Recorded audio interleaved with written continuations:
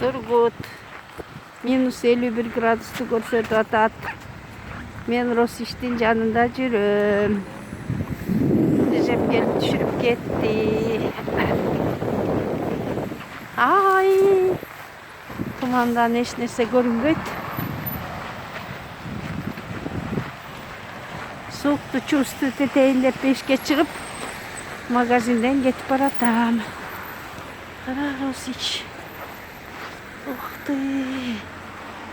Tumandan eşnese görünmüyor. Hastelerin bari çocuğa kalk.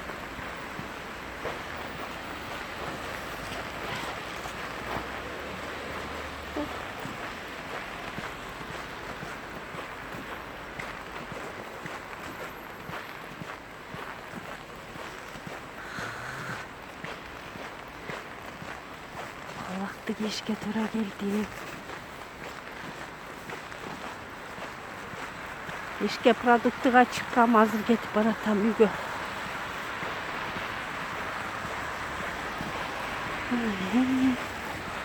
Hiç neyse görünmedi.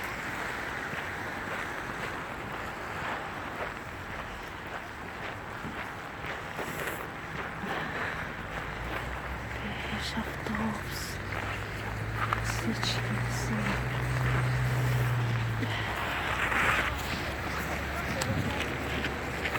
Şişlisi görünmedi. Ялогический, Комсомольская göçesi.